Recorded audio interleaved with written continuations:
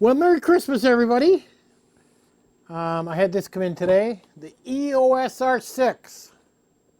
Oh, wrong way. Ain't gonna believe me if I don't show it the right way. There you go. So I picked up the EOS R6 and I sold my EOS R, as you've seen in my other video. I was pretty depressed in that last video. But I sold the EOS R and I was surprised what was happening. I sold that. I even sold an RF lens, and it was an L. I pretty much got what I paid for it. And I even sold the tripod that I never used. I had a big $1,000 tripod from Pro Media Gear that I never really used simply because it was too heavy. Once in a while I use it, not very often. So I sold this stuff, and the next thing you know, I'm looking at my account and I'm going, oh my God. You know, I've got like over $3,000, and I'm like, I can actually buy the R6. I was like, wow. So I did. I bought the R6. And for the last 6 hours or so, I've been messing with the menus. And I can't believe the best way to explain it, the EOS R was clunky. The R6 is smooth. Even when it comes to taking photos, this is my first video. I don't even know how this is going to turn out. And everything's on auto mode. But I did find the R6 a little bit messing in the menus, trying to find things. I had to YouTube a couple things. But the majority of it has been really, really easy to use. I've been quite surprised. Now I do need to get a different HDMI cable because this takes a minute to go to my monitor so I can see what's being displayed. Another thing I picked up, and I picked up both, but I picked up one of these, one of these Chinese knockoff EF adapters, and I did buy the original Canon, and because the original Canons are hard to find. So I did find one, and I bought it, and I bought this in case that one didn't come in, but believe it or not, both came in at the same time. But this thing here was only 50 bucks. I don't know who makes it, some JJC company or something, but it's well made. I mean, it's made out of metal. It's made almost as good as the Canon one. I mean, it might be one notch down, but it is quite affordable. So, and this thing on the bottom can come off, but buying 2 or 3 of these and then put them on your lenses, you're not looking for it for the adapters. It's something I may be doing. But the R6, why not the R5? Well, the R5 is way too rich for my blood. I mean, that's almost what, 4 or 5K? Too much money. So the R6 it is. And for what I shoot, animals and hobby and just having some fun, I think the R6 is about as high as somebody like me needs. You can shoot in lower light because of the 20 megapixels to where the R5 is like 45 megapixels or something like that. So, but I have taken some photos. I took some photos of the cats around the house and some birds and played with the focus. I do have my R6 set up probably different than most. I'm actually using 3 things on the back. I'm using the joystick to find my focus because I found when I had it all to auto, the best way to explain this, it would get the focus on a branch or a bud or something like that. It wouldn't get the bird that was behind the branch. And I thought that was quite interesting. So I set up a 3-step focus system. Basically, I use my thumb on the joystick to find what I want to focus on, which is very quick. And then I go to the back focus button, and that focuses in things and basically gets everything where it needs to be. And then I click the star on the R6 beside the back focus button, and then that turns on the eye focus, and then it goes. Now with that, I have choice, okay? Or I can hit the back of the screen instead of using the joystick. But I have choice with that. If I'm shooting a bigger animal, well, I can just go right to the star and go for the eye. But if I'm shooting a bird, then I can kind of get everything lined up, and my thumb is kind of just going back and forth like crazy, and that seems the best way to do it that I've figured out. But it's pretty amazing, and it's just practice. But the choices on the focus, I was just like, that's a whole new menu. That wasn't even in the EOS R. I was like, damn, look at all this stuff I can play with. It was amazing. And I set it to AV, got all that set up. And then I set it to video, and I guess video gives me, you know, automatic or manual. And I see everybody on YouTube saying, set it to manual, do this, do that. I'm like, I think we'll stick with automatic first. I'd like to have all eye. They took that out. I had that in the EOS R. I missed my all eye.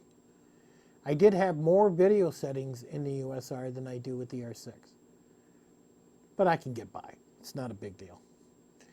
I am actually really enjoying my camera again. I did not enjoy the EOS R at all. I found it to be very clunky, moving around in the menus. It was like somebody just threw that together. I really did not like that camera, and I had it for a year.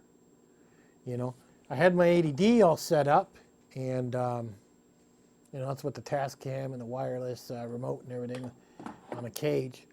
But I prefer that than I did the EOS R. It was just more enjoyable to use.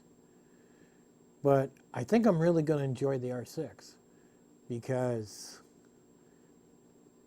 I was walking everywhere with it today. Outside, taking photos of my truck, my dogs. I mean, I didn't do that with the EOS R. It just didn't feel right.